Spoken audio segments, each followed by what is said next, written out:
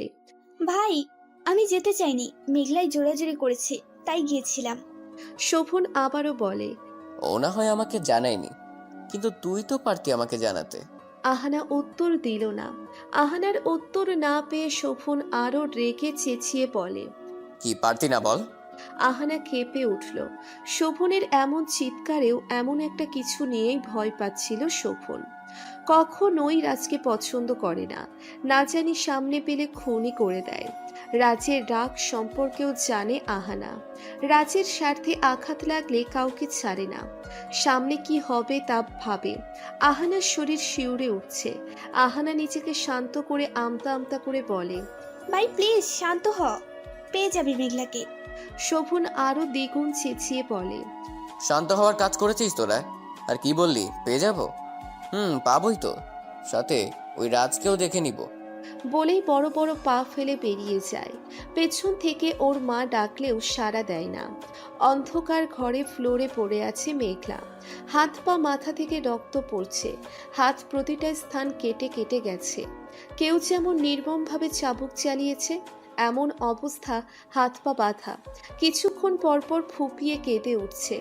দরজার আওয়াজ পেয়ে গুটি গুটি হয়ে রইল। রাজ এসেছে, এক হাতে গরম দুধের গ্লাস আর এক হাতে ফার্স্ট এইড বক্স। রাজকে দেখে আরো ফুপিয়ে উঠল। রাজ বাঁকা হাসল।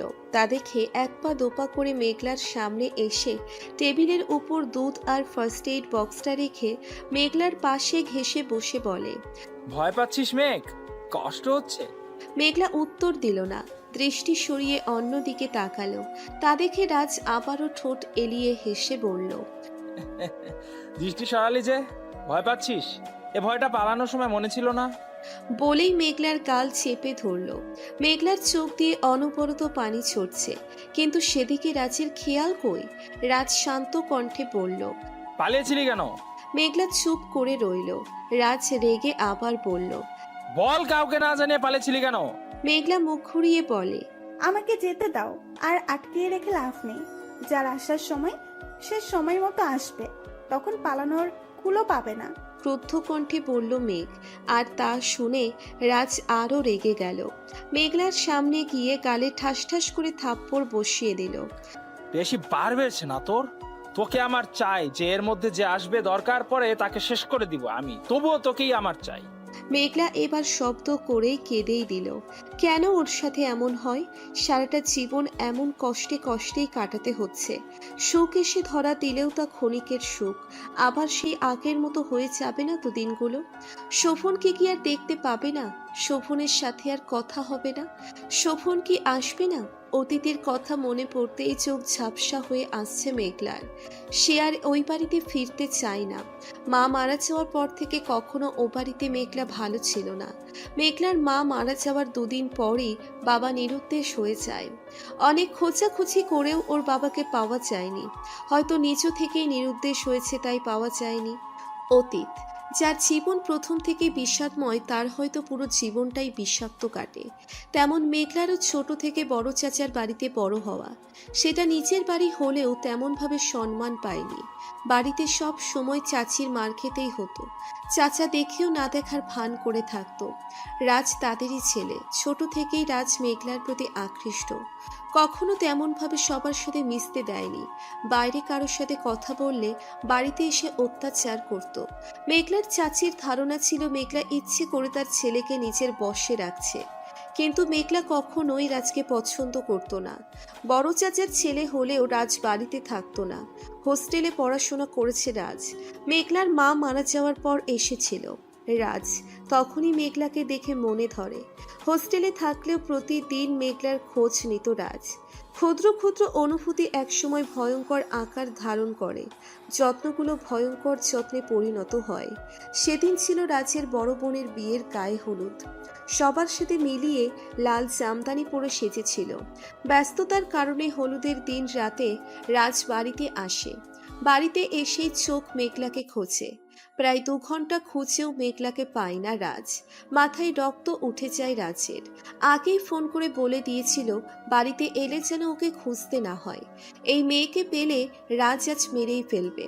তাই ভেবে রেডি হয়ে রুম থেকে বেরিয়ে মায়ের কাছে গিয়ে থমথমে গলায় বলে, মা মেঘ কই? ছেলের মুখে মেঘলার কথা শুনে তেলে বেগুনে চলে ওঠে রাজের মা। রেগে গম্ভীর মুখে বলে, আমি কি করে বলবো? দেখ গিয়ে কোথায় কোন ছেলের সাথে বসে আছে। ওই মেয়ের তো আবার ছেলে দেখলেই গায়ে পড়ে যেতে ইচ্ছে করে। বলেই ছেলের সামনে থেকে রাগে গজগজ করতে করতে চলে যায়। মায়ের কথা শুনে রাগ আরো বেড়ে যায়। হয়তো ওর মা খারাপ কিছু দেখেছে, নয়তো বাজে কথা বলবে কেন। প্রায় অনেকক্ষণ খুঁজে জানতে পারে ছেলেদের বাড়িতে গেছে সবার সাথে। রাজ রাগে নিজের রুমে গিয়ে বসে। রাত 10টায় মেঘলা সবার সাথে আসে। ছেলের বাড়ি থেকে উঠোনে আওয়াজ পেয়ে রাজ যেতেই দেখে একটা ছেলের সাথে দাঁড়িয়ে কথা বলছে। তা দেখে রাজ আরো রেগে যায়। সেখানে গিয়ে মেঘলার হাত ধরে নিজের রুমে নিয়ে আসে। ভেবেছিল কিছু বলবে না, কিন্তু ওই ছেলের সাথে দেখে মাথা গরম হয়ে যায়। রাগে থাপ্পড় মেরে বলে, কি করেছিলি ওই ছেলের সাথে? ছেলে দেখলে নিজেকে ঠিক রাখতে পারিস না? এতই যখন ছেলেদের সাথে থাকতে ইচ্ছা করে তাহলে আমাকেই বলতি। রাজের কথায় মেঘলা কেঁদে ওঠে। ওর চাচি তো পাঠিয়েছিল ওই ছেলেকে ডাকতে, নয়তো মেঘলা কখনোই কোনো ছেলের সামনে যায় না। কিন্তু সে কথা আর মুখে বলতে পারল না। স্টিলের স্কেল দিয়ে সজোরে মারতে থাকে মেঘলাকে। একটা সময় মেঘলা নিস্তেজ হয়ে নিচেই পড়ে থাকে। অসুস্থ হয়ে 3 দিন বিছানায় পড়েছিল তখন মেঘলা। সেবা করার মতো কেউ ছিল না, বিয়েতেও বের হয়নি। আর রাজকে দেখলেই ভয় কুঁকড়ে ওঠে মেঘলা। ঘর থেকেও খুব একটা বের হয় না এখন রাজ। রাজ আছে তাই ওর চাচি ওকে কাজের জন্য ডাকে না। রাজ থাকলে মেঘলার চাচি মেঘলাকে কাজ দিতে পারে না। বারান্দার গ্রিলে মাথা ঠেকিয়ে বসে আছে মেঘলা। ওর কিছুই ভালো লাগছে না, কলেজেও যায় না কিছুদিন যাবত। ভাবছে কাল থেকেই যাবে। হঠাৎ দরজার আওয়াজে ঘোর ভাঙে মেঘলার। রাজ ওর রুমে এসেছে। রাজকে দেখে ভয়ে মাথা নিচু করে রাখে। রাজ মেঘলার সামনে এসে বাহু চেপে ধরে পাশের চেয়ারে বসিয়ে নিজে ওর সামনে হাঁটু গেড়ে বসে দুহাত দিয়ে হাত চেপে ধরে বলে, রাগ করে আছিস মেঘ? আই এম সরি, আমার মাথা ঠিক ছিল না। তুই তো জানিস আমি তোকে কারোর সাথে সহ্য করতে পারি না, তাই মাথাটা গরম হয়ে গিয়েছিল। আমাকে মাফ করে দে প্লিজ। মেঘলা কিছু বলল না। রাজ আবার বলে, কথা বলবি না? আমাকে মাফ করা যায় না? মেঘলা তাচ্ছিল্য হেসে বলে, আমি কে? আমার থেকে মাপ চাওয়ার প্রয়োজন নেই। ভালো লাগছে না, একা থাকতে দাও আমাকে ভাইয়া। বলেই রাজকে এড়িয়ে রুমের দিকে চলে যায়। রাজের রাগ হয় মেঘলার এমন ব্যবহারে, রেগে গিয়ে মেঘলার বাহু চেপে ধরে বলে, মাপ চাইতে এসেছি বলে ইগনোর করছিস? সাহস দিন দিন বাড়ছে। মেঘলা জানে এমন কিছুই হবে। এই ছেলে এমনি মাপ চাইবে, তার কিছুক্ষণ পরই আবার এমন আচরণ করবে। কয়েক ফোঁটা বেহায়া পানি গড়িয়ে পড়ল তা দেখে রাজ মেঘলাকে ছেড়ে দিয়ে রুম থেকে বেরিয়ে যায়। পরের দিন সকালে উঠে সময় মতো কলেজের জন্য রেডি হচ্ছে। তখনই রুমে আসে রাজ। ওড়না ছিল না মেঘলার শরীরে, যার কারণে মেঘলা ইতস্ততই পড়ে যায়। কিন্তু রাজ স্বাভাবিকভাবেই মেঘলার সামনে এসে বলেন, এত ফর্মালিটিসের দরকার নেই। আমি আর আজ তোকে আনতে যেতে একটু দেরি হতে পারে, বাইরেই দাঁড়িয়ে থাকিস। বলেই রুম থেকে বেরিয়ে যায়। মেঘলা রেডি হয়ে ব্যাগ গুছিয়ে বাইরে এসে দেখে বাইক নিয়ে দাঁড়িয়ে আছে রাজ। তা দেখে দীর্ঘশ্বাস ছাড়ল মেঘলা। এই ছেলে যতদিন এখানে আছে আতঙ্কে আতঙ্কেই থাকতে হবে। মেঘলা বাইকে উঠে বসতেই বাইক স্টার্ট দেয় রাজ। কলেজের সামনে আসতেই মহা বিপদে পড়ে মেঘলা। কলেজ গেটের সামনেই দাঁড়িয়ে আছে মেঘলার বান্ধবী ফিহার বয়ফ্রেন্ড। ফিহার সাথে ঝগড়া হওয়ায় মেঘলার সাথে সাথে ফিহাকে নিয়ে কথা বলতে এসেছে। মেঘলা ছেলেটাকে এড়িয়ে গিয়ে কলেজ গেট দিয়ে ঢুকবে, ঠিক তখনই পেছন থেকে ছেলেটা মেঘলার হাত আটকে ধরে বলে, তোমার সাথে আমার কথা আছে মেঘলা। মেঘলার সাথে সাথেই পিছনে ঘুরে তাকিয়ে দেখে রাজের চোখ মুখ লাল হয়ে গেছে, কিন্তু কিছু বলছে না। মেঘলা ভয় পেয়ে আমতা আমতা করে বলে, ভাইয়া, আমার দেরি হয়ে যাচ্ছে, পরে কথা বলি। বলেই ভিতরে যেতে নিলেও ছেলেটা আবার ডাকে। মেঘলা ছেলেটার ডাক উপেক্ষা করে কলেজে ঢুকে যায়। রাজ কিছু বলছে না দেখে মেঘলা আরো ভয় পেয়ে যায়। এ ছেলে শান্ত আছে মানে বড় কিছু করবে না তো। সেদিন রাজ মেঘলাকে কিছু বলেনি, বাড়িতে যাওয়ার পরও কিছু বলেনি, এমনকি কথাও বলেনি কোনো। গভীর রাত, মেঘলা বারান্দায় বসে বই পড়ছিল। গ্রামাঞ্চলে রাত 8টা বাজতে গভীর রাত মনে হয়, আর এখন তো 1টা বাজে। কেউ জেগে নেই, বই পড়তে মগ্ন ছিল। তখন হঠাৎ বাইরে আওয়াজ পেয়ে ধ্যান ভাঙে মেঘলার। রাজ বের হলো, কোথায় একটা যাচ্ছে। মেঘলার কি জানি কি মনে হলো, ও নিজেও আস্তে করে নিচের থেকে বাইরে বের হয়ে রাজের পিছু পিছু ছুটল। ওদের গোডাউনে এসেছে রাজকে এত রাতে এখানে ঢুকতে দেখে অবাক হলো মেঘলা। এই ছেলে এত রাতে অবাক হলো। রাজ অনেক আগেই ভিতরে ঢুকেছে, তাই মেঘলা ঢুকে রাজকে দেখতে পায় না। আশেপাশে আস্তে আস্তে হেঁটে রাজকে খুঁজছে মেঘলা। হঠাৎ কারো চিৎকারের আওয়াজ পেয়ে কেঁপে উঠল মেঘলা। এত রাতেই বন্ধ পরিত্যক্ত গোডাউনে কে চিৎকার করলো? সেই আওয়াজ অনুসরণ করে মেঘলা যা দেখলো তা দেখে নিজেও চিৎকার দিয়ে উঠল। রাজ হলুদের দিন সেই ছেলে আর ফিহার বয়ফ্রেন্ডকে বাজেভাবে মারছে। চেনা কণ্ঠ শুনে পিছনে তাকালো রাজ। পিছনে ফিরে মেঘলাকে দেখে অবাক হলো না, চেহারা পরিবর্তনও হলো না। রাজ যেন এটাই চেয়েছিল। রাজ বাঁকা হেসে মেঘলার সামনে এসে বলল, বাহ, তাহলে তোর কাছের মানুষের মৃত্যু দেখতে তুইও এসেছিস। আমি তো এটাই চেয়েছিলাম, তাই আজ তোকে শাস্তি দেইনি। প্রতিদিন মেরে কেটে তোকে কষ্ট দিলে আমিও কষ্ট পাই, তাই ভাবলাম আজ না হয় শাস্তির ধরনটা একটু পাল্টাই। তাই তো বাড়ি থেকে এত দূর হেঁটে আসলাম। আমি জানি তুই আমার পিছু নিবি, তো শাস্তি শুরু করা যাক। বলেই পৈশাচিক হেসে অচেতন হয়ে পড়ে থাকা একটা ছেলের পেটে বড় একটা ধারালো ছুরি ঢুকিয়ে দিল। মেঘলা আর নিজেকে ঠিক রাখতে পারল না। চোখের সামনে এত বাজেভাবে খুন হওয়া কেউ দেখে ঠিক থাকতে পারবে না। লুটিয়ে পড়ল মেঘলা নিচে। তা দেখে রাজ হাসল, বাঁকা হাসি। সে যেন আনন্দ পাচ্ছে মেঘলার কষ্টে, মহা আনন্দ। কিন্তু না, এইটুকুতেই ওর শাস্তি পূর্ণ হবে না। রাজ চাই আরও শাস্তি দিতে, তাই বাঁকা হেসে পাশের থেকে পানির বোতল নিয়ে পুরোটা পানি মেঘলার চোখে ঢেলে দেয়। পিটপিট করে চোখ খুলে উঠে গুটিয়ে বসে মেঘলা। রাজ বলে, এতটুকুতেই অজ্ঞান হলে চলবে না জান, আরো একজন তো বাকি আছে। মেঘলা ভয়ে কাতর কণ্ঠে বলল, ওরা তো কিছু করেনি, ওদের মারছো কেন?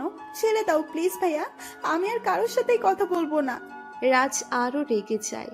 রেগে গিয়ে মেঘলার গাল চেপে ধরে বলে, জ্বলছে খুব কেন রে? ভালোবাসতি বুঝি? ছাড়বো না কাউকে। আর ওই ছেলের হাত ধরেছিলি না? বলেই অচেতন অবস্থায় পড়ে থাকা ছেলেটির হাতে আঘাত করতে থাকে। মেঘলা চোখ খিচে বন্ধ করে ফেলে। রাজ গিয়ে মেঘলার সামনে বসে বলে, চোখ খুলো জান। মেঘলা খুলল না। আরো খিচে চোখ বন্ধ করে ফেলে রাজ আবার বলে, খুলতে বলছি তো, খুল। মেঘলা খুলল না। রাজ এবার রেগে গিয়ে চেঁচিয়ে বলে, খুল। মেঘলা এক ঝটকায় চোখ খুলল। রাজ হেসে বলল, ভেরি গুড। এবার যদি চোখ বন্ধ করিস তাহলে শাস্তি আরো ভয়াবহ হবে। মেঘলা কিছু বলল না। রাজ উঠে গিয়ে আরেকজনের পেটে ছুরি ঢুকায়। মেঘলার বান্ধবী ফিহার বয়ফ্রেন্ডের পেটে বাজেভাবে ছুরি ঢুকিয়ে সেটা আবার বের করে আবার হাতে আঘাত করতে থাকে। যে হাত দিয়ে মেঘলাকে ধরেছিল। মেঘলা এসব সহ্য করতে পারছে না। এত খারাপ মানুষ হয়? যে মানুষ খুন করতে পারে সে অন্তত কাউকে ভালোবাসতে পারে না। রাজ পৈশাচিক হেসে মেঘলার সামনে এসে রক্তাক্ত ছুরিটা মেঘলার হাতে চেপে ধরে বলে, এই হাতেই ছেলেটা ধরেছিল তাই না? বলে আরো জোরে চেপে ধরে গলগল করে রক্ত পড়ছে। একটা সময় আবারও জ্ঞান হারিয়ে নিচে পড়ে যায় মেঘলা। চোখে আলো এসে পড়তেই চোখ মেলে মেঘলা। তখনের কথা মনে পড়তেই ধরপড়িয়ে উঠে বসে, কোথায় আছে তা দেখার জন্য। আশেপাশে তাকিয়ে দেখে ও নিচের ঘরেই আছে। আর সকাল হয়ে গেছে। রাতের কথা মনে পড়তেই ডুকরে কেঁদে ওঠে। কাল রাতের দৃশ্য যে কখনো ভুলতে পারবে না। সেদিনের পর থেকে রাজের থেকে দূরে দূরে থাকে। রাজকে দেখলেই আরো অসুস্থ হয়ে পড়ে। জোর করেও রাজ মেঘলার কাছে থাকতে পারে না। একসময় রাগে ক্ষোভে ব্যর্থ হয়ে লন্ডনের উদ্দেশ্যে পাড়ি দেয়। আগে থেকেই সব ঠিক ছিল। আর রাজ ভেবেছিল মেঘলার সাথে কাবিন করে যাবে। কিন্তু মেঘলার মানসিক সমস্যা আরও বাড়ছিল। তাই ডাক্তারের কথা মতো মেঘলার কাছ থেকে দূরে চলে যায়। রাজ যাওয়ার পর মেঘলার উপর অত্যাচার আরও বেড়ে যায়। রাজের মা কথায় কথায় ছেলেকে দূরে যাওয়ার দোষে মেঘলাকে মারে। তবুও নিজেকে ঠিক রেখে সে বাড়িতেই সব সহ্য করে থেকে যায়, শুধুমাত্র পড়াশোনার জন্য। রাজ যাওয়ার 3 বছরের মাথায় মেঘলাকে একটি মাদক ব্যবসায়ীর সাথে বিয়ে ঠিক করে রাজকে না জানিয়ে বিয়ের দিনই বাড়ি থেকে পালায় মেঘলা। বর্তমান কিছুর আওয়াজ পেয়ে অতীতের ভাবনা থেকে ফিরল মেঘলা। চোখ দিয়ে টপ টপ করে পানি পড়ছে। শোভনের অপেক্ষায় বসে আছে মেঘলা। ওর ডাক্তার সাহেব আসবে, ওকে নিয়ে যাবে এখান থেকে। কিন্তু আদেও কি শোভন নিয়ে যেতে পারবে? রাজ বেশ কিছুক্ষণ পর মেঘলার কাছে এসে শান্ত কণ্ঠে বলল, তোকে কত খুঁজেছি জানিস? সেদিন বৃষ্টির রাতে আহানার ওয়ালপেপারে তোর আর আহানার ছবি দেখে বেশ চমকে গিয়েছিলাম। আহানার সাথে তোর কি করে দেখা হলো? ও কি তোকে পালাতে সাহায্য করেছিল? কিন্তু ওর সাথে তোর পরিচয় হলো কি করে? রাজের প্রশ্নের উত্তর দিল না। তবে মেঘলাও বেশ অবাক হলো। রাজ আহানাকে কি করে চেনে? আর আহানার সাথে কি পরিচয় রাজের? রাজ আহানাকে চেনে মানে শোভনকেও চেনে। মেঘলার উত্তর না পেয়ে রাজ আবার রাগি রাগি কণ্ঠে বলল, তোর দিচ্ছিস না কেন? আর শোভনের কথা বললি কেন তুই? শোভন কে, কি করে চিনিস? শোভন আসবেই বা কেন তোকে নিয়ে যেতে? শুনে রাখ মেঘলা, আমি কিন্তু কাউকে ছাড়বো না, কাউকে না, এমনকি তোকেও না। পালিয়েছিলি না, এবার হাত পা ভেঙে ঘরে বসিয়ে রাখবো বলে দিলাম। মেঘলা এবারও নিশ্চুপ, ও কথা বলতে চায় না এই খারাপ ছেলেটার সাথে। ওর তো চিন্তা হচ্ছে শোভনকে নিয়ে। নিশ্চয়ই শোভনও খুব রেগে আছে। সেদিন বাড়ি থেকে না বের হলে এত কিছু হতো না। শোভন নিশ্চয়ই আহানার উপর অনেক রাগ দেখিয়েছে। ইস, ওর জন্য আহানা বকা শুনল এবারও। মেঘলাকে এবারও চুপ থাকতে দেখে রাগ হচ্ছে রাজের। মেঘলাকে এখন মেরে ফেলতে ইচ্ছে করছে। এই মেয়ে তো এমন ছিল না। রাজকে বাঘের মতো ভয় পেত, আর এই মেয়ে আজ ওকে ইগনোর করছে। সহ্য হচ্ছে না রাজের।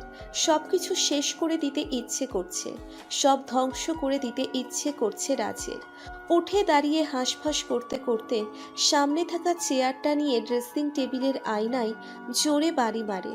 আয়নাটা নিমেষে ভেঙে চুরমার হয়ে যায়। মেঘলা ভয়ে গুটিয়ে বসে, কিন্তু সে ভয়টা চেহারায় ফুটিয়ে তোলে না। কারণ রাজের সামনে ভয় কাতর হয়ে থাকলে রাজ আরও আঘাত করবে মেঘলাকে। রাজ আবার মেঘলার সামনে এসে বসে বলে, কি হলো? আমার কথা কানে যায়নি তোর? আমি প্রশ্ন করছি তো, উত্তর দে। আহানা শোভনকে চিনিস কিভাবে তুই? শোভনের সাথে তোর কি সম্পর্ক? কে শোভন, বল। মেঘলা এবারও নিশ্চুপ। রাজ আরও হিংস্র হয়ে উঠছে। হাতের সামনে যা পাচ্ছে সব ভেঙে ফেলছে। রাজের হিংস্রতা দেখে মেঘলার মনে রাজের প্রতি ঘৃণা আর ভয় আরও বাড়ছে। একটা মানুষ এমন কি করে হয়? রাজ এবার রেগে চিৎকার করে বলে, মেঘ, আমি কিছু জিজ্ঞাসা করছি তো, বল শোভন তোর কি হয়? শোভনের সাথে তোর কি সম্পর্ক? মেঘলা কেঁপে ওঠে। কিছুক্ষণ চুপ থেকে নিজেকে শান্ত করে মিহি কণ্ঠে বলে, শোভন আমার স্বামী। শোভনের সাথে আমার বিয়ে হয়েছে। আমি শোভনকে ভালোবাসি, শুনেছেন? আমি শোভনকে ভালোবাসি। রাজ নিমেষেই শান্ত হয়ে গেল। কিছুক্ষণ শান্ত থেকে কথাটা মাথায় ঢুকলে এক ঝটকায় মেঘলার কাছে গিয়ে গলা চেপে দেওয়ালের সাথে চেপে ধরে বলে, মেরে ফেলে দেব। তুই আমার, শুধুই আমার। আমি না পেলে তোকে আমি মেরে ফেলবো, শেষ করে দিব। ওই শোভনকে শেষ করে দিব, তোকেও শেষ করে দিব। মেঘলার কষ্টে শ্বাস বন্ধ হয়ে আসছে। তবুও নিজেকে শান্ত রেখে মিহি হেসে শান্ত কণ্ঠে বলে, তবে মেরেই ফেলো, তাও বলবো আমি ভালোবাসি। শোভনকেই ভালোবাসি। বলেই চোখ বন্ধ করে নিল। শ্বাস বন্ধ হয়ে আসছে। একটা সময় হাল ছেড়ে দেয়। মেঘলা লুটিয়ে পড়ে নিচে। হসপিটালের করিডোরে বসে আছে শোভন। পাশেই আহানা বসে আছে অশ্রুসিক্ত নয়নে। নিজের প্রতি ওর নিজের ঘৃণা হচ্ছে। একজন বাজে খারাপ মানুষকে ভালোবেসেছিল। মেঘলা আইসিইউতে আছে। মানসিক অবস্থা এতটাই খারাপ, ওর নিজেরও বাঁচার ইচ্ছে নেই। তাই চিকিৎসা করেও শরীরের কন্ডিশন ইমপ্রুভ করতে পারেনি। 2 দিন যাবৎ হসপিটালে আছে মেঘলা। জ্ঞান এখনো ফেরেনি। সেদিন অনেক খোঁজাখুঁজি করে মেঘলার গ্রামের ঠিকানা খুঁজে মেঘলার গ্রামে যায়। এত ঝামেলার মাঝে কখনো শোভনের মেঘলার গ্রামের ঠিকানাটা জানা হয়নি। পরে মেঘলার আরেকটা ডায়েরি আছে। সেই ডায়েরিটার কথা মনে পড়তেই অনেক খোঁজাখুঁজি করে ডায়েরিটা বের করে বান্ধবীদের নাম্বার পায়। সেই নাম্বারে ফোন করার পরই মেঘলার বান্ধবী মেঘলার বাড়ির ঠিকানা দেয়। সেখানে গিয়েই জানতে পারে রাজ মেঘলার বড় চাচার ছেলে। কিন্তু সেখানে গিয়েও রাজকে পায় না। বাড়িতে এসে আবার সেই ডায়েরিটা মেলে বসে শোভন, যদি কিছু জানতে পারে। তা ভেবে পুরো ডায়েরিটা পড়ে স্তব্ধ হয়ে যায় শোভন। প্রথম দিকে শোভন মেঘলাকে দোষারোপ করেছিল, বিয়ে থেকে পালিয়ে এসেছিল দেখে খারাপ ভেবেছিল মেঘলাকে, কিন্তু পরে ব্যাপারটা মানিয়ে নিলেও এখন সবটা পড়ে পুরো ধারণাই পাল্টে গিয়েছিল। একটা মেয়েকে কতটা টর্চার করেছিল ওরা। আর রাজের প্রতি রাগটা আরো বেড়ে যায় শোভনের। সেই গোডাউনের কথা পড়ে শোভন আবার গ্রামে গিয়ে সেই গোডাউনে যায়, কিন্তু পায় না। তখন শোভন একেবারেই ভেঙে পড়েছিল। কোথায় খুঁজবে মেঘলাকে? আর সব যেন নাগালের বাইরে চলে যাচ্ছে। রাজের প্রতি রাগটা আরো তীব্র হয়ে উঠছে। সেদিনের পর আর একদিন কেটে যায়, তাও মেঘলার খোঁজ পাচ্ছিল না। পুলিশরাও বেশ খোঁজাখুঁজি করে। মানসিকভাবে শোভন ভেঙে পড়লে তা কাউকে বুঝতে দেয়নি। ও যেহেতু একজন ডক্টর, সেদিক দিয়ে সব দিকেই রাখতে হবে। পরের দিন একটা এমার্জেন্সি সার্জারি পড়ে যায়, যার জন্য ইচ্ছে না থাকলেও যেতেই হয়। আর সার্জারিটা ঢাকা থেকে একটু দূরে একটা হসপিটালে ছিল। সেখানে গিয়ে সার্জারি শেষ হওয়ার পর অপারেশন থিয়েটার থেকে যখন বের হয়, তখন রিসেপশনে রাজকে দেখতে পায়। রাজকে দেখে শোভনের রাগ আরো চারা দিয়ে ওঠে। সেখানেই রাজকে অনেক মারে। হঠাৎ আক্রমণে রাজও কিছু করতে পারেনি। এত মারার পরও রাজ মেঘলার কথা কিছুই বলেনি। তার একটাও কথা বলবে না সে মেরে ফেললো। এমন মারামারিতে সেখানে প্রায় ভিড় জমে গিয়েছিল। তখনই নার্স রাজকে এসে বলে, আপনার পেশেন্ট এর অবস্থা ভালো নয়। তখনই শোভনের খটকা লাগে। নার্সের সাথে গিয়ে মেঘলাকে ওই রকম অবস্থায় দেখে শোভন স্তব্ধ হয়ে গিয়েছিল। কি অবস্থা হয়ে গেছে মেয়েটার। নিজেকে শান্ত করে ডক্টরকে জিজ্ঞেস করার পর জানতে পারে, যখন হসপিটালে মেঘলাকে আনে হাত পা অনেক ঠান্ডা ছিল। তারা ভেবেছিল হয়তো দুর্বলতার কারণে পড়ে গলার কাছে হাতের ছাপ পেয়ে বুঝতে পারে কেউ গলা টিপে ধরেছিল। সে কথা শুনে শোভনের আরো রাগ উঠে যায়। রাজকে গিয়ে আর এক ধাপ মারে। তখনই সেখানে আহানা আসে। আহানা জানতো শোভন এখানে আছে। ওর মনের অবস্থা ভালো না, আবার এত দূর এসেছে সার্জারির জন্য, তাই আহানাও এসেছিল শোভন ঠিক আছে কিনা দেখতে। রাজকে ওভাবে পড়ে থাকতে দেখে ভিতরটা কেঁপে উঠেছিল আহানার। কি করবে? ভালো তো বাসে, যতই খারাপ হোক একটু তো কষ্ট লাগবেই। শোভনকে শান্ত করে আহানা শক্ত হয়ে নিচু থেকেই পুলিশকে ফোন করে, কিন্তু শোভনের রাগ কমেনি। ও আরো শাস্তি দিতে চায় রাজকে নিজের হাতে। কিন্তু এখন ব্যাপারটা এখানেই রেখে, নিজেকে শান্ত রেখে নিজের হসপিটালে মেঘলাকে ট্রান্সফার করে। ভালোবাসার মানুষের এমন অবস্থা দেখে কেউ ঠিক থাকতে পারে না। শোভনের ভিতর থেকে পুরোপুরি ভেঙে পড়েছে, তাও শরীরের দিক দিয়ে শক্ত থেকে সব কিছু করছে। এত চিকিৎসার পরেও কোনো ইমপ্রুভড না হওয়ায় মনোরোগ বিশেষজ্ঞ দেখালে তিনি বলেন, মেঘলা মানসিকভাবে ভেঙে পড়েছে, তার মনে আর বাচ্চার আগ্রহ নেই। তা শুনে শোভন শান্ত হয়ে যায়। মেঘলার প্রতি অভিমান জমে। ওই রাজের জন্যও বাঁচতে চায় না। ও কি শোভনের কথা ভুলে গেছে? ও কি জানে না কেউ যে ওকে পাগলের মতো ভালোবাসে, পাগলের মতো চায়? মেঘলা সুস্থ হলে বোঝাপড়া করবে শোভন। পাশে আহানা বসে আছে। সেদিকে শোভন ঘুরে থমথমে কণ্ঠে বলে, রাগ করেছিস আমার উপর আহানা? আহানা ভ্রুকুচকে বলে, কেন? শোভন বলে, আমি রাতকে এইটুকু বলেই আহানা শোভনকে থামিয়ে দেয়। চোখ মুছে ভাইয়ের দিকে তাকিয়ে তাচ্ছিল্য হেসে বলে, তোর কি মনে হয় ওই খারাপ লোকটার জন্য তোর সাথে রাগ করব? ভালোবাসি, কিন্তু ওর প্রতি এখন আমার আর কোনো মায়া নেই ভাই। আমি ওই খুনিটাকে আর চাই না। ও শাস্তিও পেয়েছে। আমি ভুলতে চাই ভাই, ওই খুনিটাকে আমি ভুলতে চাই। বলেই উঠে এক প্রকার দৌড়ে বেরিয়ে যায় আহানা। সে তার অবাধ্য বেহায়া চোখের পানিগুলো আড়াল করতে চায়, আর কাউকে দেখাতে চায় না। ভুল মানুষকে ভালোবেসেছে, ভুল মানুষটাকে চেয়েছে সব সময়। আহনার যাওয়ার দিকে তাকিয়ে শোভন দীর্ঘশ্বাস ফেলে। রাজের প্রতি রাগটা আরো গাঢ় হচ্ছে। শোভন শাস্তি দিবে রাজকে, কঠিন শাস্তি। আজকের দিনটাও কেটে যায়। মেঘলার একই অবস্থা সারাক্ষণ, অক্সিজেন দেওয়াই থাকে।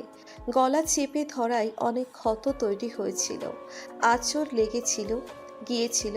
সেখানে হাত দিয়ে স্পর্শ করে ভালোবাসার পরশ এঁকে দিল শোভন। 3 দিন যাবৎ হসপিটালেই আছে। মেঘলার সবকিছু নিজেই করে, নার্সও ঢুকতে দেয় না। পাশে একটা চেয়ারে বসে ক্যানেলা লাগানো হাতটা আলতোভাবে ধরে বলে, ভালো লাগছে তোমার আমাকে কষ্ট দিয়ে? ভালো তো লাগবেই। তুমি তো চাইতে আমি কষ্ট পাই। তোমাকে কষ্ট দিয়েছি কি না তাই রিভেঞ্জ নিচ্ছ। শুনছো মেয়ে, ভালো নেই। আমি ভালো নেই। আমার যে তোমাকে চাই, খুব করে চাই। আমি ঠিকমতো নিঃশ্বাস নিতে পারি না। আমার যে কষ্ট হচ্ছে, তুমি কি বুঝতে পারছো? না বুঝবেই বা কিভাবে? তুমি তো আমাকে কষ্টে দেখে আনন্দ পাচ্ছ, পৈশাচিক আনন্দ, তাই না? শুনে রাখো মেয়ে, তোমাকে ভালো হতে হবে, নিজের জন্য নয়, আমার জন্য। আমার তোমাকে প্রয়োজন। আমি ভালো থাকার জন্য আমার তোমাকে প্রয়োজন। তোমার কথা না শুনে আমি থাকি কি করে বলো তো? যে হাসির মায়ায় আমাকে ফেলেছিলে, সে হাসি না দেখে আমি থাকি কি করে বলো তো? হুটহাট কাজের ফাঁকে তোমার বোকা বোকা কথা না শুনে আমি থাকতে পারছি না যে। আমাকে পোড়াচ্ছ তো। এই শাস্তি কতটা ভয়ঙ্কর জানো তুমি? তোমায় আমি শাস্তি দিব, কঠিন থেকে কঠিনতম শাস্তি। প্রায় 3 দিন পর চোখ খুলল মেঘলা। মুখটা ফ্যাকাশে হয়ে গেছে, চোখের নিচ কালো হয়ে গেছে। চোখের সামনে শোভনকে দেখে চাপটে ধরে, ওর উপর সব দুঃখ কষ্ট নিংড়ে দেয় শোভনের বক্ষ পিঞ্জিরায়। ভেবেছিল আর শোভনকে দেখতেই পাবে না, রাজকে মুক্তিই দেবে না। চোখ খুলে ভালোবাসার মানুষটাকে চোখের সামনে দেখে আর ঠিক থাকতে পারেনি। কিন্তু সবকিছুর মাঝেও কেমন গুমোট পরিস্থিতি রয়েই গেল। শোভন শক্ত হয়ে বসে আছে। বদরাগী ডাক্তারটা তাহলে সব জেনে মেঘলাকে মেনে নিতে পারছে না, তাই এমনভাবে আছে। শোভন তাহলে ওকে ভুল বুঝছে। বুকে তীব্র ব্যথা হলো মেঘলার। মুখ থেকে মুখ সরিয়ে শোভনের মুখের দিকে তাকিয়ে হাব ভাব বোঝার চেষ্টা করে আবার শোভনের বুকে মুখ গুজে ইচ্ছে মতো কাঁদল। ভুলভাল চিন্তা মেঘলার মাথায় পড়ছে। শোভন কি মেঘলাকে ছেড়ে দিবে আর ভালোবাসবে না ওকে, ওর ডাক্তার সাহেব? তা ভেবে আবারও কাঁদল।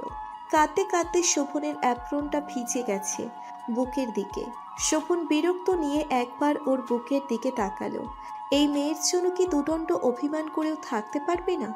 এভাবে কাঁদলে শোভন নিজেকে ঠিক রাখতে পারবে? তবুও শোভন নিজের সিদ্ধান্তে অটল রইল। রাজের জন্য ও বাঁচতে চাইছিল না। না, কথা বলবেই না এই মেয়ের সাথে। শোভনের বুক খামচে ধরে কান্না সিক্ত কণ্ঠে বলে, এই ডাক্তার, কথা বলছেন না কেন? আমি সুস্থ হয়েছি দেখে আপনি খুশি নন নাকি সবটা জেনে গেছেন তাই আমাকে ছেড়ে দিবেন? বিশ্বাস করেন, আমি রাজকে কখনোই পছন্দ করতাম না। শোভন বিড়বিড় করে বলে, সাধি কি মেয়েকে আমি স্টুপিড বলি? রাগ করে আছি কিনি, আর বলছে কিসের কথা? স্টুপিড কোথাকার। শোভনের উত্তর না পেয়ে কান্নার পরিমাণ আরও বেড়ে যায় মেঘলার। মেঘলা আরও জোরে খামচে ধরে বলে, এই বদরাগী ডাক্তার, চুপ করে আছিস কেন? কি ভাবছিস আমাকে ছেড়ে দিবি? আমাকে আর ভালোবাসবি না? শুনে রাখ, কান খুলে, আমাকে ছেড়ে দিলেও আমি যাব না। তুই আমার। শোভন অবাক হয়। এই মেয়ে ছেড়ে দেওয়া পর্যন্ত চলে গেছে, আবার তুই করে বলছে? চোখ খুলে শরীরের জোর বেড়ে গেছে। বাহ, কি উন্নতি! শোভন আবার বিড়বিড় করে বলে, এই মেয়ের উপর কি দেখছি, অভিমান করাও যাবে না। কি বাচ্চামো শুরু করেছিস টুপির মেয়ে। শোভনের চুপ করে থাকায় মেঘলার কান্নার পরিমাণ বেড়েই যাচ্ছে। একসময় হেঁচকে উঠে যায়। এখন এই মেয়েকে চুপ না করালে আরো অসুস্থ হয়ে পড়বে। তা ভেবে পকেট থেকে ফোন করে আহানকে ফোন করে বলে, আহান তুই কোথায়? আসতে পারবি তুই হসপিটালে? মেঘলার জ্ঞান ফিরেছে। আহানা হসপিটালের বাইরেই ছিল, তাই আসতে দেরি হলো না। শোভন নিচের বুক থেকে মেঘলাকে সরিয়ে ঠিক করে বসিয়ে আহানাকে বলে, আহানা ওকে বলে দে ভুলভাল চিন্তা মাথা থেকে সরাতে। ও আমার বউ, ওকে আমি ছাড়তে যাব কেন? ওর মতো আমায় ভাবছে নাকি যে অন্যের জন্য নিজের মানুষকে কষ্ট দিব? বলেই মেঘলার প্রেশার চেক করে ইঞ্জেকশন দিয়ে বড় বড় পায়ে বেরিয়ে যায়। শোভন যেতেই মেঘলাকে আহানা সবটা বলে। তারপর মেঘলা বুঝতে পারে রাগী ডাক্তারটা ওর উপর অভিমান করে আছে, আর এই অভিমান ভাঙতে যে মেঘলার অনেক কাঠকয়লা খোয়াতে হবে তা ভেবে দীর্ঘশ্বাস ছাড়ল। 7 দিন পর মেঘলাকে বাড়িতে আনা হলো। এখন সুস্থ মেঘলা। শোভনের অভিমান এখনো ভাঙেনি। এতদিন অনেক চেষ্টা করেছে মেঘলা শোভনের সাথে কথা বলার, কিন্তু শোভনই কথা বলেনি। আজও রিলিজ হওয়ার পর মেঘলার সাথে শোভন আসেনি। আহানা আর শোভনের মা মেঘলাকে বাড়িতে নিয়ে এসেছে। ফ্রেশ হয়ে সবার সাথে ড্রয়িং রুমে বসেছে মেঘলা। আজও আহানা ওর ফ্ল্যাটে ফিরতে চেয়েছিল। শোভনের মা জোর করে এখানেই রেখেছে।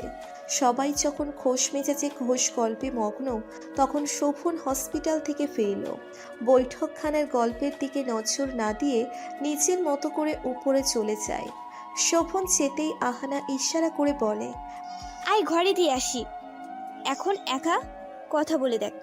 মেঘলা হতাশ হয়ে বলে, না আপু, এখন আমি ভুলেও যাব না। দেখে মনে হলো আবহাওয়ায় গরম, এখন গেলে হয়তো কানের নিচে দুই একটা পড়তেও পারে। আহানাও আশাহত হয়ে বসে রইল। কিছুক্ষণ পর ফোন স্ক্রল করতে করতে শোভন নিচে নেমে এলো। বড় সোফাটাই মেঘলা একা বসেছিল। দূরত্ব বজায় রেখে সেখানে বসে। তখনই আহানা থমথমে গলায় বলে, রাত জেল থেকে পালিয়েছে ভাই। আহানার কথার প্রত্যুত্তর দিল না শোভন। চেহারার ভাবভঙ্গিও পাল্টালো না মেঘলা। এই কথাটা শুনেই ঘাবড়ে যায় আহানা। মেঘলার হাত চেপে ধরে, কিন্তু আহানা আবার শোভনের দিকে আড়ষ্ট হয়ে তাকালো। অদ্ভুত তো, শোভন এমন করে বসে আছে কেন, যেন কিছুই হয়নি। রাজ পালিয়েছে শুনেও শোভন স্বাভাবিকভাবে বসে আছে দেখেই অবাক হলো আহানা। কি হলো আবার এই ছেলের? শোভনের মা কিছু বলবে এর আগে শোভন স্বাভাবিকভাবে ফোনের দিকে চোখ রেখে মাকে বলে, দুদিনের মধ্যে পারিবারিক নিয়মে বিয়ের ব্যবস্থা করো মা। বলেই ফোনটা পকেটে রেখে মায়ের দিকে তাকালো। শোভনের এমন ঠোঁটকাটা কথাবার্তা শুনে সবার চোখ বেরিয়ে আসার উপক্রম। এটা শোভন তো নাকি অন্য কেউ, তা ভেবে আহানা অবাক। শোভনের মা তো বিড়বিড় করে বলল, আমার ছেলেটা এমন নির্লজ্জ, বিয়ে পাগল হলো কবে থেকে? মেঘলা শোভনের কথাই অবাক না হলেও বেশ লজ্জায় পড়ে যায়। ওর এমন আচরণেও অবগত, কিন্তু সকলের সামনে এমন দুই দিকের মাঝে নিজের বিয়ের কথা নিজের মুখে বলছে। এই ছেলে যে লজ্জায় মেঘলার মাটির নিচে ঢুকে যেতে ইচ্ছে করছে। সবার এমন বিস্ময় চেহারা দেখে শোভন বলে, কি হলো, সবাই এমন অবাক কেন? আমি কি চমকানোর মতো কিছু বলেছি? শোভনের কথায় সবাই স্বাভাবিক হয়ে বসলো। শোভনের বাবা গলা খাকারি দিয়ে বলে, 2 দিনের মধ্যে কি করে সম্ভব? এই বিয়েটা তো দিচ্ছি শুধু সামাজিক নিয়মের জন্য। এমনিতে তোদের বিয়ে হয়ে গেছে, এটা আস্তে ধীরে করলে আমার মনে হয় ব্যাপারটা ভালো হবে। শোভন বলে, দুদিনের মধ্যে বলছি যেহেতু দুদিনের মধ্যেই, তাছাড়া এর পরে আর আমার সময় নেই। বলেই মেঘলার হাত ধরে উপরের দিকে হাঁটা দেয়। তাতে মেঘলা আরো লজ্জায় পড়ে যায়। এই ছেলের লজ্জা বলে তো কিছুই নেই, কিন্তু মেঘলার তো আছে। কি নির্লজ্জের মতো আচরণ বাবা। মেঘলা আকাশের দিকে তাকিয়ে বিড়বিড় করে বলে, আল্লাহ, সুতা ধরে রশি ফেলো, উঠে যাই। গোধূলি তখন। মেঘলা বারান্দার সোফায় বসে বইতে মগ্ন। শোভন পাশে বসে ফোন ঘাঁটছে। চুলগুলো উস্কো খুস্কো হয়ে আছে, গলার টাইটা হাত দিয়ে ঢিলে করে রেখেছে। ঘাম চড়ানো শার্ট নিয়েই এখানে এসে বসেছে। ঘরে এসিতে সমস্যা হয়েছে, সেখানে মিস্ত্রি ঠিক করছে, তাই হসপিটাল থেকে এসে এখানেই বসে পড়েছে। বারান্দার মুক্ত হাওয়া শরীর নিমেষে ঠান্ডা করে তুলেছে। ঘরমাত্র শার্টটা শুকিয়ে আসছে। মেঘলা এখন খেয়াল করলো ওর পাশে যে কেউ আছে। বই হাতে থাকলে তো কোনো দিকে মন থাকে না এই মেয়ের। বই থেকে মুখ সরিয়ে শোভনের দিকে তাকিয়ে মিহি হাসলো। শোভনের চোখ এখনো মোবাইলেই। ছেলেটা এখনো অভিমান করে আছে ওর উপর। আজ বাদে কাল দ্বিতীয়বারের মতো বিয়ে, তবুও এই বদরাকি ডাক্তার এর অভিমান কমেই না। এবার মেঘলাকেই কিছু করতে হবে।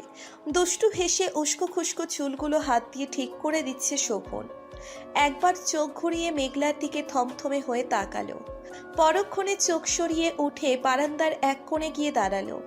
মেঘলা সেখানে অসহায় দৃষ্টিতে তাকিয়ে উঠে গিয়ে শোভনের সামনে গিয়ে নিজের কোমরে 2 হাত দিয়ে বলে, এবার একটু বেশি হয়ে যাচ্ছে না ডাক্তার সাহেব? এত অভিমান করার মানে কি? এখন তো দেখছি মরে গেলেই ভালো হতো, অন্তত আপনার আকাশ সমান অভিমান তো দেখতে হতো না। বলেই নিজেই মুখ ফুলিয়ে অন্যদিকে ঘুরতে যাবে, এর আগে শোভন হাত চেপে নিচের দিকে ঘুরিয়ে গাল চেপে ধরে বলে, আরেকবার এই কথা বলবে তো খবর করে দিব। মাথা ঠিক আছে তোমার? কি বলছো? কিছু বলল না মেঘলা। শোভন থেকে নিজেকে ছাড়িয়ে ঘুরে গাল ফুলিয়ে দাঁড়িয়ে রইল। তা দেখে শোভন বিড়বিড় করে বলল, এই মেয়ে, আমার রাগ ভাঙাতে এসে নিজেই রাগ করে রইলো। কি মেরে বাবা! শোভন মেঘলাকে আবার নিচের দিকে ঘুরিয়ে ফিসফিস কণ্ঠে বলল, আমার রাগ ভাঙানোর স্টাইল তোমার মতো আনরোমান্টিক না। আশা করি তুমি চাও না ঘরে এতগুলো লোকের সামনে আমি আমার স্টাইলে তোমার রাগ ভাঙাই। চাও? চাইলে বলো, আই এম স্টিল রেডি। বলেই বাঁকা হাসে শোভন। মেঘলা শোভনের কথা শুনে বড় বড় চোখে কিছুক্ষণ শোভনের দিকে তাকিয়ে ব্যাপারটা বুঝতে পেরে চাপটে ধরে শোভনের বুকেই মুখ লুকিয়ে বলে, ডাক্তার সাহেব, দিন দিন আপনি ঠোঁট কাটা হয়ে যাচ্ছেন, আজ তো অসভ্য হয়ে যাচ্ছেন, তা কি আপনি জানেন? শোভন কিছু বলল না। প্রসন্ন হেসে মেঘলাকে আরেকটু শক্ত করে জড়িয়ে ধরে। গধূলির এমন প্রেমময় মুহূর্তে দৌড় আকাশের সূর্যটাও যেন লজ্জা পেয়ে মুখ লুকালো, আর চারপাশটা সন্ধ্যার মিষ্টি আধারে ঢেকে গেল। সাঁঝের বেলায় আধারটা আজ তোমার আমার, অন্তিম সূর্যের শেষ আলোটা না হয় লাজেই হারাক। বৈঠকখানায় বসে টিভি দেখছে আহানা আর মেঘলা। শোভন বসে আছে, তবে তার টিভির দিকে খেয়াল নেই, বই পড়ছে। বাড়িতে নানান কাজের মাঝেও শোভন কোনো কাজেই হাত লাগায় না, এমনকি বউকেও করতে দেয় না কিছু। কাল বিয়ে, তাই তোড়জোড় চলছে। সব কাজের মাঝেও শোভনের মা ছুটে এসে শোভনকে বলে, সকালেও তোকে বললাম মেয়ে দুটোকে নিয়ে শপিংয়ে যেতে, গেলি না, এখন কি যাবি না? বিয়ে কি করবি পুরান কাপড় পরে? চাচির সাই পেয়ে আহানাও ফোরন কেটে বলল, হ্যাঁ, কাল তো বিয়ে, শপিংয়ে যাবি না? তুই না যাস, আমি আর মেঘলা যাই। যেমনভাবে বসে আছিস লাগছে বিয়েটা কাল না, আরও 1 মাস পর। শোভন বইটা সাইডে রেখে বিরক্ত নিয়ে বলল, উফ আহান, বিরক্ত করিস না। তোর দরকার হয় তুই যা, আমায় জ্বালাচ্ছিস কেন? আহানাও বিরক্ত গলায় বলল, তোকে বলিনি, আমি মেঘলার কথা বলেছি, ওকে নিয়ে যাই। কাল বিয়ে বাড়িতে এত মানুষ আসবে, অথচ বিয়ে শপিংয়ে হয়নি। শোভন বলে, মেঘলাকে নিয়ে শপিংয়ে যাবি? ইম্পসিবল, আমার বউকে আমি কোথায় নিয়ে যেতে দিব না। শোভনের এমন সংকোচহীন কথায় মেঘলা লজ্জায় মিহিয়ে গেল, আর আহানা আর ওর মা হতভম্ব হয়ে তাকিয়ে রইল। এই ছেলে সত্যিই নির্লজ্জ হয়ে গেছে। তবুও ইতস্তত কাটাতে আহানা দাঁত চেপে বলে, ভাই, তোর বউকে পাঠাবি না তাহলে? কাল এত মানুষের সামনে তোর বউ পড়বে কি? শোভন একই ভঙ্গিতে বলে, তা নিয়ে তোকে ভাবতে হবে না, যা দরকার ঘরে এসে পড়বে। তুই বসে চিপস খা আর টিভি দেখ। বলে আবার বই পড়ায় মন দিল। ছেলের কথা শুনে শোভনের মা স্বস্তির শ্বাস নিয়ে আবার অন্য কাজে চলে গেল। টিভির চ্যানেল পাল্টাতে কিছু একটা ভেবে আহানা থমথমে গলায় বলল, ভাই, রাজের খবর পেয়েছিস? কোথায় গেছে জানিস? শোভন উত্তর দিল না। মেঘলাও প্রশ্নসূচক চাহনি দিয়ে শোভনের দিকে তাকিয়েছিল। তখনই নিউজ চ্যানেলের নিউজের শব্দে আহানা মেঘলা দুইজনেই টিভির দিকে তাকায়। সেখানে দেখাচ্ছে জেল থেকে পালানো খুন আর কিডন্যাপিংয়ের আসামি রাজের অচেতন দেহ পাওয়া যায় তার গ্রামের পরিত্যক্ত গোডাউনে। রাজ পালানোর পর পুলিশ খোঁজাখুঁজির পর সেখানেই রাজকে পায়। গোডাউনটার পাশে কেমিক্যাল ফ্যাক্টরি ছিল। সেখানে আগুন লাগার কারণে এই গোডাউনটা পুড়ে যায়। সেই ফ্যাক্টরিতে আগুন লাগার পিছনেও রাজের হাত ছিল। পুলিশ এটাও জানতে পারে রাজের শরীরের কিছু কিছু অংশ পুড়ে গেলেও রাজের কিছু হয়নি, তার চিকিৎসা চলছে। তা দেখে মেঘলার মুখের কোণে হাসি ফুটে ওঠে। অস্পষ্ট কণ্ঠে বলে, বাপ বাপ কেউ ছাড়ে না। অস্পষ্ট কণ্ঠ হলেও আহানা আর শোভন কারো কান এড়ায়নি। আহানা মূর্তির ন্যায় বসে আছে, তার সব কিছু যেন থমকে যাচ্ছে। আর শোভনের ঠোঁটের কোণে ফুটে ওঠে রহস্যময় হাসি। তা সবার আড়ালে দিলেও আহানার চোখ এড়ায় না। কিছুক্ষণের মাঝেই শোভনের মা ডাকতেই মেঘলা উঠে চলে যায়। মেঘলা যেতেই আহানা শীতল গলায় প্রশ্ন করে, ভাই, রাজের এমন অবস্থা কি করে হলো? শোভন এবার হাসল, রহস্যময়ী হাসি, যা ইঙ্গিত করছে গভীর রহস্যময় কিছু। শোভনের হাসি দেখে আহানা অবাক চাহনি দিল। ও জানে ওর ভাই কেমন, তবুও শোভনের মুখ থেকে শুনতে চায়, তাই আবার বলে, বললি না ভাই, রাজের এমন অবস্থা কি করে হলো? শোভন আবারও একই ভঙ্গিতে হেসে বলে, ওই যে মেঘলা বললো না, পাপ বাপকেও ছাড়ে না। এটাই হয়েছে। বলে উঠে উপরে যাওয়ার জন্য পা বাড়িয়েও আবার আহানার সামনে আসলো। আহানা কিছু একটা ভাবনায় মগ্ন ছিল। শোভনের এমন আশা দেখে কেঁপে উঠল। শোভন তা দেখে শব্দ করে হেসে বলে, ও শাস্তিও পেয়েছে, আমি তোকে হ্যাপি দেখতে চাই। স্মাইল আহানা। বলেই হাত দিয়ে ইশারা করলো। আহানা হাসলো না। শোভন আবার বলে, স্মাইল দি। এবার জোরপূর্বক হাসলো আহানা। ও বুঝতে পারলো ওর ভাইটা অনেক রেগে আছে, তাই আহানা না বলে দিল। শোভনও প্রসন্ন হেসে যাওয়ার জন্য আবারও কয়েক কদম এগোলো। সিঁড়ির সামনে গিয়ে আবার থেমে যায়। ঘাড় ঘুরিয়ে বলে, প্রাণে মারিনি দি, বাঁচিয়ে রেখেছি তোর এই হাসির জন্য। সারাদিন এত এত নিয়ম কানুন, কাজ আর বন্ধু বান্ধবের হট্টগোল শোর সারাবা পেরিয়ে রুমে ঢুকলো শোভন। রুমে ঢুকেই ফুলে সজ্জিত বিছানার উপর বউ সেজে ওর জন্য অধীর অপেক্ষায় বসে থাকা প্রেয়সীর সাথে চোখাচোখি হলো শোভনের। পিছনে ঘুরে দরজাটা লাগিয়ে তেমন অবস্থায় বুকের বাপাশে হাত দিয়ে জোরে জোরে শ্বাস টানল শোভন। পরক্ষণে আবার স্বাভাবিক হয়ে সামনে ঘুরে বিছানার দিকে এগিয়ে গিয়ে শান্ত কণ্ঠে বলল, ইস, অনেকক্ষণ বসে থাকতে হয়েছে না? কষ্ট হচ্ছে নিশ্চয়ই। আমারই দোষ, বাইরে দেরি করে ফেললাম। তোমার এগুলো পরে থাকতেও তো কষ্ট হচ্ছে, তাই না? উঠো, এসব খুলে পাতলা কিছু পরে নাও। মেঘলা প্রসন্ন হাসলো। লোকটা ওকে নিয়ে এত চিন্তা করছে তা দেখে ভালো লাগলো মেঘলার। সারাদিন পর দেখা হলো দুজনের। সেই সকালে একবার দেখা হয়েছিল, তারপর আর কারোরই দেখা হয়নি। মেঘলা উঠে দাঁড়ালো। সত্যি এসব পরে থাকতে ওর বিরক্ত লাগছে। আয়নার সামনে নিয়ে শরীরের থেকে ভারী জিনিসগুলো খুললো। আলমারি থেকে পাতলা একটা কালো শাড়ি নিয়ে ওয়াশরুমে ঢুকলো। সারাদিন ধকলের পর গোসল না করলে থাকতেই পারবে না এখন, তাই গোসল করেই বেরুলো। আজ মেঘলার লজ্জা লাগছে কেন যেন, অথচ এই ছেলের সাথে এতদিন ঘুমিয়েছে। রুমে ঢুকে দেখে শোভন নেই। বারান্দার আলো জ্বালানো। মেঘলাও সেদিকে গেল। মেঘলা যেতেই শোভন ইশারা করলো দোলনাটায় বসার জন্য। মুচকি হেসে দোলনাটায় বসলো। পাশে চেয়ার টেনে শোভনও বসলো। মাঝখানে কিঞ্চিত দূরত্ব রয়েছে। শোভনও শেরওয়ানি পাল্টে পাতলা পাঞ্জাবি পরেছে কালো রঙের। বসেও কিছু একটা ভেবে আবার রুমের দিকে গেল। রুম থেকে ফিরে এলো 4টে লাল বক্স নিয়ে। বক্সগুলো মেঘলার হাতে দিল না, নিজেই আবার আগের জায়গায় বসে প্রথম বক্সটা খুলল। তাতে দুজোড়া মাঝারি সাইজের কানের দুল। মেঘলার কানের থেকে আগের পরনের টপগুলো খুলতেই মেঘলা শোভনের আনা জিনিসের দিকে তাকিয়ে বলে, এমা, এত জিনিস থাকতো এগুলো আনলেন কেন? শোভন মেঘলার কান থেকে সেই টপগুলো খুলতে খুলতে বলে, আমার বুকে আমি দিচ্ছি, তাতে কার কি? কিছুই না, তবু আগে থেকে তো মা কত কিছু দিয়েছে। সেগুলো তো মা দিয়েছে, আমি না।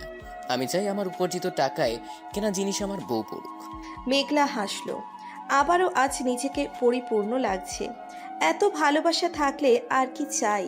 শোভন একে একে কানের দুল, গলার চেইন, নাকের ফুল আগেরগুলো খুলে নিজে কিনে আনা জিনিসগুলো পরিয়ে দিল। পরানো শেষ হতে মেঘলা ঝুঁকে শোভনের বক্ষস্থলে মিশে মেয়ের মিনিয়ে বলল, ডাক্তার সাহেব, আপনি খুব ভালো, ভালোবাসি। শোভনও ফিসফিসিয়ে বলল, ভালোবাসি। আজ আকাশে মস্ত চাঁদ উঠেছে। পুরো ঘর আলোকিত করে দুজন কপত কপতির ভালোবাসার সাক্ষী হয়ে আছে। আজ পূর্ণতা পেল ভালোবাসা। শুরু হলো আবার নতুন পথ চলা। সময় পেরিয়েছে, মানুষ বদলেছে, ভালোবাসা পাল্লা দিয়ে বেড়েই চলেছে। আহানা এখন আর চুপচাপ থাকে না। ফুরফুরে মেজাজি চঞ্চলতা থাকেই সব সময়। বিয়ে করেনি এখনো, হয়তো এখনো কারো অপেক্ষায় প্রহর গুনছে। এই ভেবে সে তার ভালোবাসা বুঝবেই। দেখতে দেখতে 2 বছর কেটে গেছে। মেঘলা 8.5 মাসের অন্তঃসত্ত্বা। আগে থেকে আরো বেশি চঞ্চল হয়ে গিয়েছে। কথা তো আছেই। এমনও সময় যায় সারা রাত বসে একা একা বকবক করে, আর শোভনোর কোলে মাথা দিয়ে শুয়ে সারা রাত সে কথা শোনে। এক মুহূর্ত বিরক্ত হয় না। এই তো সেদিনের কথা। সেদিন মেঘলা রাতে খেয়ে তাড়াতাড়ি ঘুমিয়ে পড়েছিল। শোভন হসপিটাল থেকে এসে দেখে ঘুমিয়ে গেছে। 10টায় হসপিটাল থেকে এসে একটু স্টাডি করে রাত 12টায় যখন শুতে যায়, তখনই মেঘলা উঠে বায়না ধরে ও এত রাতে আইসক্রিম আর মিল্ক শেক খাবে। অথচ এই মেয়ে দুধের গন্ধও শুকতে পারে না।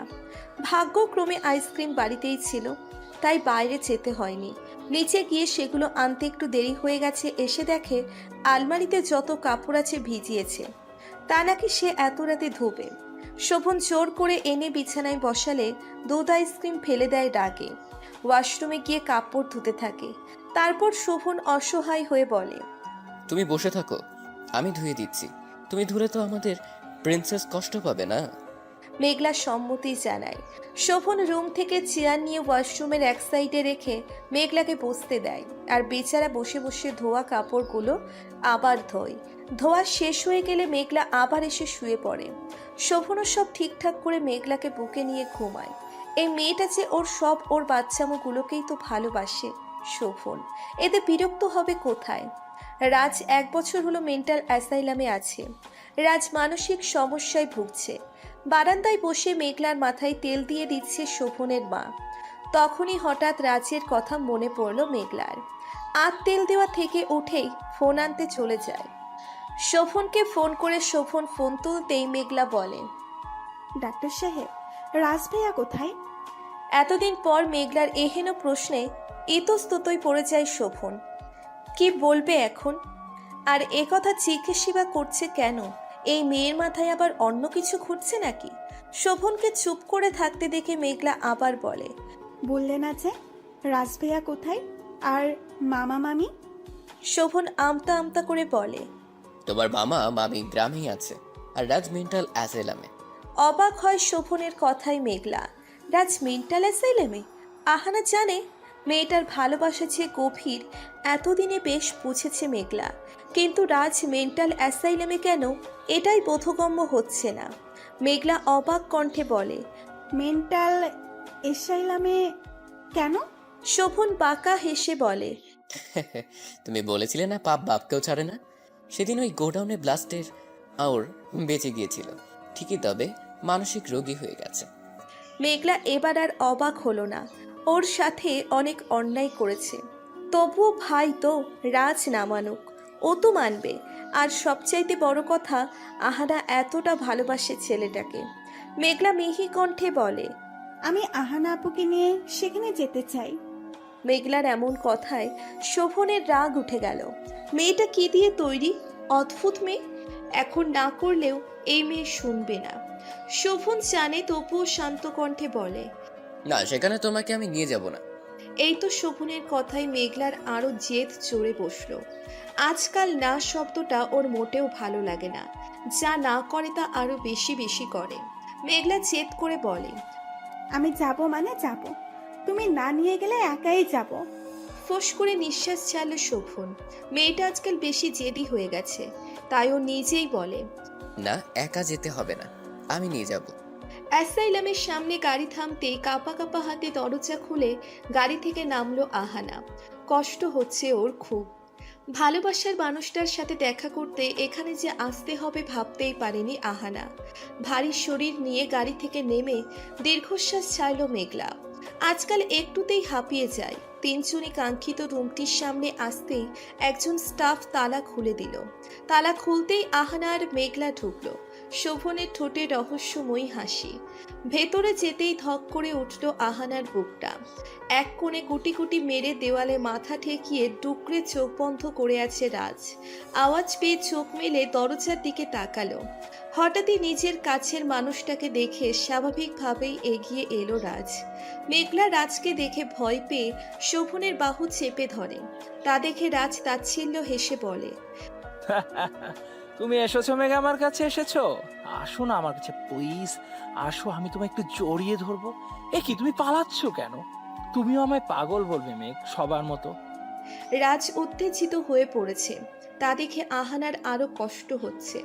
হঠাৎই রাজ আহানার হাত ধরে বলে, আহান, আমার মেঘ আমার ভয় পাচ্ছে আগের মতো।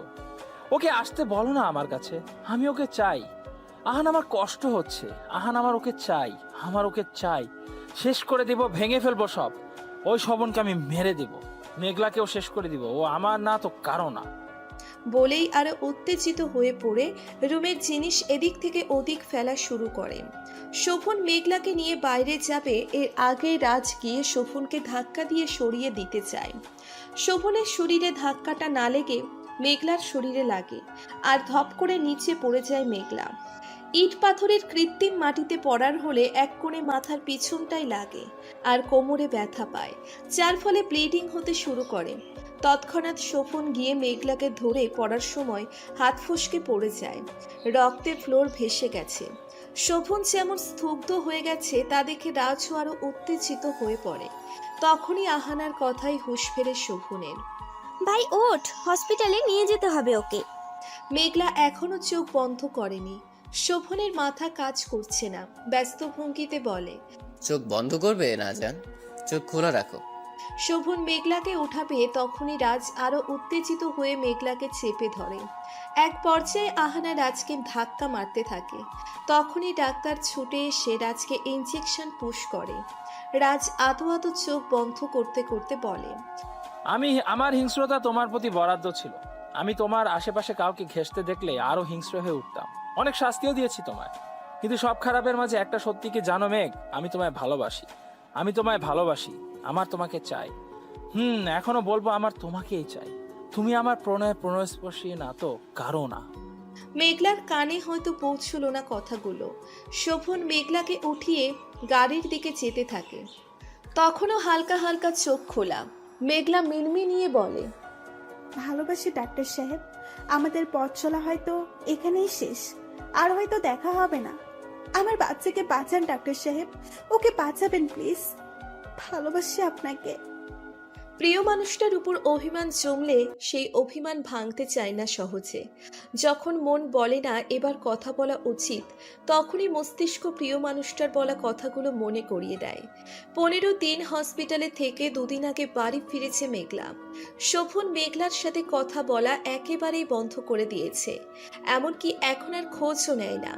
সময় মতো নিজের মেয়ের খেয়াল রাখে, মেয়েকে যত্ন নেয়, মেয়ের সাথে খেলে, মেঘলার সাথে কথা বলে না। এমনকি মেয়েকেও দেয় না মেঘলার কাছে। দেবে কেন? তখন তো খুব করে বলেছিল বাচ্চাকে খেয়াল রাখতে, ও আর বাঁচবে না। এতদিন হাজার কথা বোঝানোর পরেও মেয়েটা ওকে কষ্ট দিল। এখন বুঝুক কেমন লাগে। সেদিনের কথা মনে পড়তেই রুহু কেঁপে ওঠে শোভনের। বেবি আর ও দুদিকে অসুস্থ হয়ে পড়েছিল, দুজনের লাইফ রিস্ক ছিল।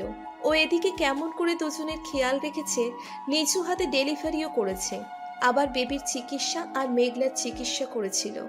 সব দিক সামলাতে গিয়ে নিজেই দুর্বল হয়ে পড়েছিল শোভন। কি করবে এরপর কোল কিনারা খুঁজে পাচ্ছিল না। মেঘলা অনেকটা অসুস্থ এখনো, এমনি জ্ঞান ফিরলেও অনেকটা দুর্বল। বেবিও অসুস্থ, 8.5 মাসে জন্ম নেওয়ায় ওজন অনেকটা কম ছিল, তার সাথে হার্টও দুর্বল ছিল।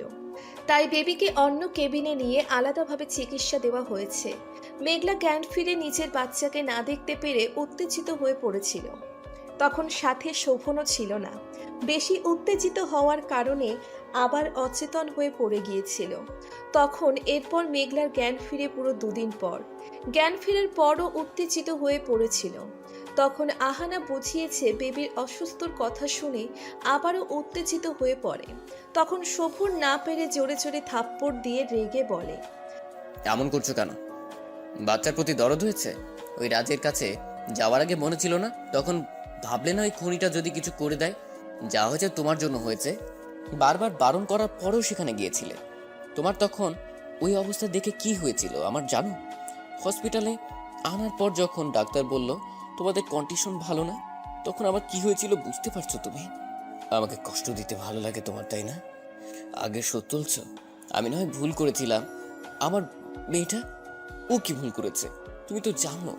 তুমি আর একা নও, তবু কেন জেদ ধরে গিয়েছিলে? আমার এত খারাপ অবস্থা ও ডক্টরের সাথে আমি অপারেশন থিয়েটারে ছিলাম শুধু তোমার কথা রাখতে। যখন আমার সদ্য জন্মানো ফুটফুটে মেয়েটাকে কোলে নেওয়ার পর বুঝতে পারলাম ওর বাঁচার সম্ভাবনা খুবই কম, আমার কি অবস্থা হয়েছিল তুমি বুঝতে পারছো? যাকে ছাড়া আমি এক মুহূর্ত ভাবি না যে আমার বাঁচার একটা কারণ যে প্রতিনিয়ত আমার নিঃশ্বাসে থাকে, সে তোমাকে ওই অবস্থায় দেখে কিভাবে ছিলাম তুমি জানো? কেন এমন করছো মেঘলা? কেন কষ্ট দিচ্ছ আমায়? সেদিন তোমার বলা কথাগুলো আমার জন্য কতটা কষ্টদায়ক ছিল তুমি জানো তা? আমার কষ্ট দেখে তুমি খুশি তাই না? তুমি বলেছিলে না বেবির খেয়াল রাখতে। আমি বেবির খেয়াল রাখবো। আমার মেয়ের আশেপাশেও তুমি ঘেঁষবে না। আমি যেমন কষ্ট পেয়েছি তখন তুমিও দেখো কেমন লাগে কাছের মানুষ কষ্ট দিলে। বলেই বড় বড় পা ফেলে বেরিয়ে যায় শোভন। শোভনের যাওয়ার দিকে এক দৃষ্টিতে তাকিয়ে রইল মেঘলা। শোভন যাওয়ার পরে মেঘলা আহানের দিকে তাকিয়ে বলে, আপু, তোমার ভাইয়াকে বোঝাও না, এমন কেন করছে? আমার বাচ্চাটার আমাকে প্রয়োজন আপু। আমি ভুল করেছি, ক্ষমা চাইছি। কেন এমন করছে উনি? তোমার ভাইয়াকে বোঝাও না আপু, প্লিজ। এইটুকু বলেই মেঘলা ডুকরে কেঁদে উঠল।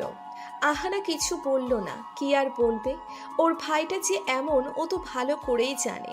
কিন্তু তখন মেঘলা ওই রকমটা না বললে কি শোভন এমন করত? তখন নিজের সন্তানের কথা মনে ছিল না? তখন মনে ছিল না আমার বেবির আমাকে প্রয়োজন, শোভনের ওকে প্রয়োজন? তখন তো পাশের মানুষটার কথা না ভেবে এক নাগাড়ে এত কিছু বলে গেছে। সেদিনের পর প্রায় আরও 15 দিন হসপিটালে থাকতে হয় মেঘলা আর বেবিকে। 15 দিনে বেবির ওজন প্রায় স্বাভাবিক শিশুদের মতো হয়ে আসে। এখন পুরোপুরি সুস্থ। শোভনী নিজের মেয়ের নাম রেখেছে মেহফিন নূর। সেদিন থেকে বেবিকে ফিডিং করানো ছাড়া মেঘলার কাছে একটুও দেয়নি শোভন। নূরকে খাওয়ানো শেষ হলে সাথে সাথে নিয়ে যেত শোভন। বাড়িতে আসার পরও এমনটাই করছে শোভন। মেঘলা মাঝে মাঝে ভাবে লোকটা মেয়েকে পেয়ে বউয়ের প্রতি আর খেয়াল নেই।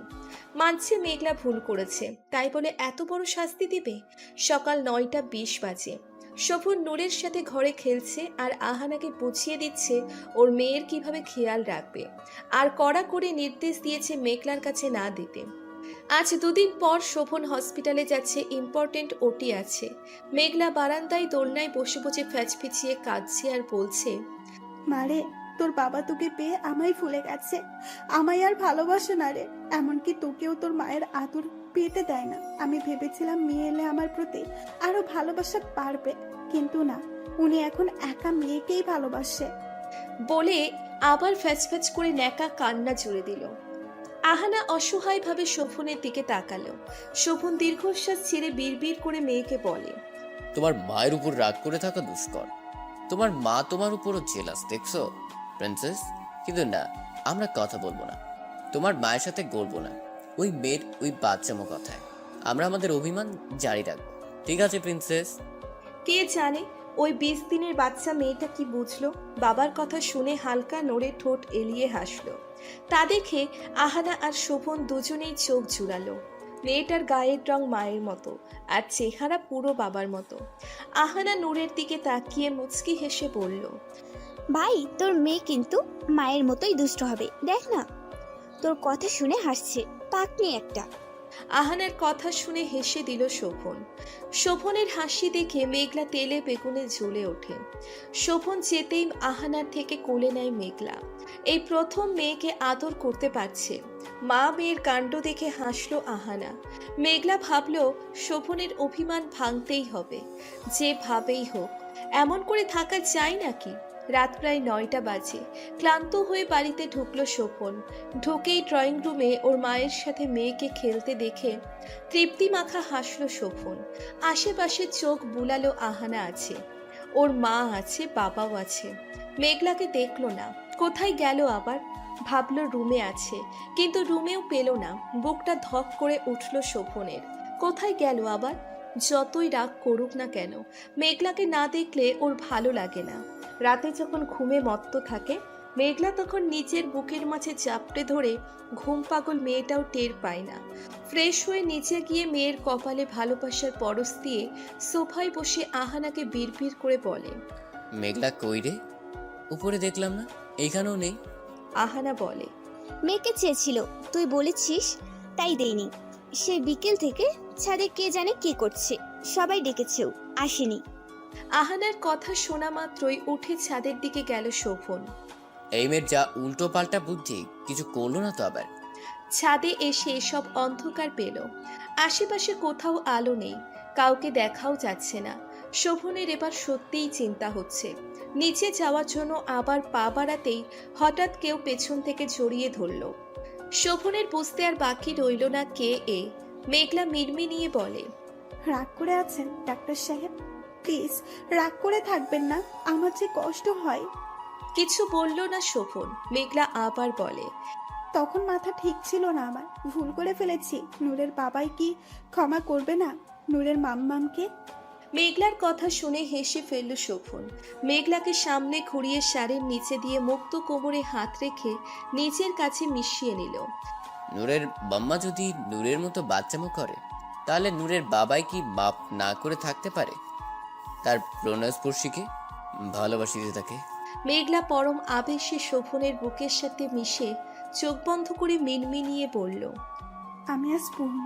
আমার প্রণয়ে আপনাকে আমি আসক্ত করেছি ডাক্তার সাহেব। যে প্রণয় থেকে মুক্ত পাওয়া দুষ্কর। ভালোবাসি ভালোবাসি ভালোবাসি। সময় পাল্টেছে, প্রণয়ের পাল্লা আরো তীব্র হচ্ছে। দেখতে দেখতে পেরিয়ে গেছে আরো 4 বছর। নূর এখন গুটি গুটি পায়ে হেঁটে আতো আতো কণ্ঠে সবাইকে মাতিয়ে রাখে। শোভন মেঘলার ভালোবাসা পাল্লা দিয়ে বেড়েই চলেছে। আহানার বিয়ে হয়েছে রনির সাথে। আহানাও প্রেগনেন্ট 3 মাসে। নদীর ধারে বসে আছে শোভন, মেঘলা, আর পাশে পা ছড়িয়ে ছিটিয়ে বসে আছে তাদের ভালোবাসা নূর। একটু আগে সেই মসজিদ থেকে এসেছে যে মসজিদে 7 বছর আগে শোভন মেঘলার বিয়ে হয়েছিল। আজ ওদের বিয়ের পুরোপুরি 7 বছর চলছে। তা ভেবেই হাসলো মেঘলা।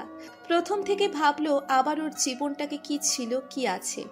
শোভন কেমন ছিল, এখন কেমন। অদ্ভুত প্রকৃতির খেলা, কখন দুঃখ কখনো সুখ। ছোট ছোট হাত দিয়ে চিপসের প্যাকেট থেকে চিপস বের করে খাচ্ছে, আর মা বাবার দিকে তাকিয়ে খিলখিলিয়ে হাসছে। হাসার কারণ ওর বাবা ওর মাকে নিজের পায়ের উপর বসিয়ে রেখেছে। চিপসটা সাইডে রেখে হাতে ভর দিয়ে উঠে হামি দিতে দিতে আতো আতো গলায় বলে, বাবাই আমিও বসবো। মেয়ের কথায় হেসে দেয় শোভন। মেঘলা সরে গিয়ে ঘাসের উপর বসে, আর নূর গিয়ে ওর বাবাইয়ের কোলে বসে। মেয়ে ছোট থেকেই বাবার পাগল, বাবা থাকলে আর কিছুই চায় না। শোভন মেয়েকে বুকের সাথে মিশিয়ে ধরে। সকাল থেকে হাঁটি হাঁটি করছে, তাই ঘুমিয়ে যেতে সময় লাগে না। মেঘলার সামনে গিয়ে মেয়ের হাতে মুখে লেগে থাকা চিপসের গুঁড়ো ঝেড়ে দিয়ে পিছনে সরবে, তখনই শোভন মেঘলার কোমরে হাত দিয়ে নিজের বুকের সাথে মিশিয়ে বলে, আমার পৃথিবী। মেঘলা